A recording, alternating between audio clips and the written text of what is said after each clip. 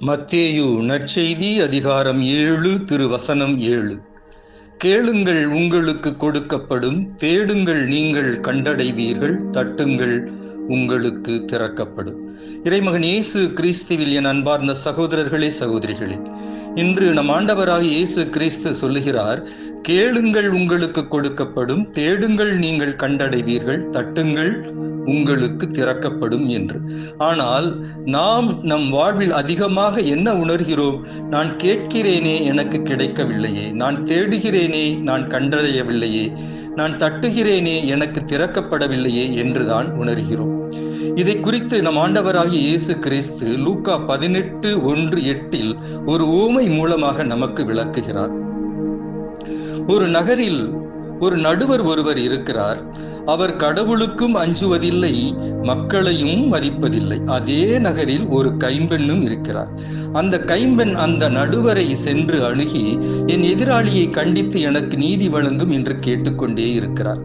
ஆனால் அந்த நடுவர் அந்த கைம்பெண்ணுக்கு செவிசாய்க்கவே இல்லை. ஆனாலும் அந்த கைம்பெண் தொடர்ந்து கேட்டுக்கொண்டே இருக்கிறார் அந்த நடுவரிடம். ஒரு நாள் அந்த நடுவர் என்ன செய்கிறார்? நான் இந்த கைம்பெண்ணுக்கு எழுந்து சென்று நான் நீதி வழங்குவேன், ஏனென்றால் இவர் என் உயிரை வாங்கிக் கொண்டே இருப்பாள் என்று சொல்லி இறுதியாய் அந்த பெண்ணுக்கு அவர் நீதி வழங்குகிறார். இப்படியாய் சொல்லுகிற நம் ஆண்டவர் என்ன சொல்லுகிறார்? இறுதியாய் தாம் தேர்ந்து கொண்டவர்கள் அல்லும் பகலும் தம்மை நோக்கி கூக்குரல் இடும்போது கடவுள் அவர்களுக்கு நீதி வழங்காமல் இருப்பாரா? அவர்களுக்கு துணை செய்ய காலம் தாழ்த்துவாரா என்று கேட்கிறார். ஒரு நேர்மையற்ற நடுவரே தொடர்ந்து தம்மை ஒரு பெண் கேட்டுக்கொண்டிருக்கிற பொழுது அந்த குரலுக்கு செவிசாய்க்கிறார் என்று சொன்னால், நீங்கள் தந்தையாகிய கடவுளிடம் தொடர்ந்து நீங்கள் கேட்டுக்கொண்டே இருந்தால், விடாது கேட்டுக்கொண்டே இருந்தால் அவர் உங்களுக்கு செவிசாய்க்காமல் இருப்பாரா என்று கேட்கிறார்.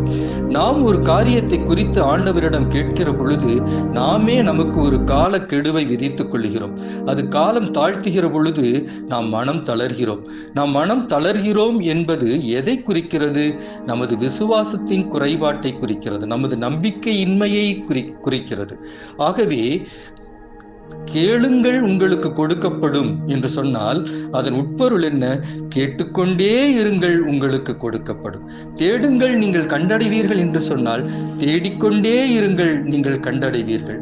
தட்டுங்கள் உங்களுக்கு திறக்கப்படும் என்று சொன்னால் நீங்கள் தட்டிக்கொண்டே இருங்கள் உங்களுக்கு திறக்கப்படும் என்பதுதான் அதன் உட்பொருளாயிருக்கிறது.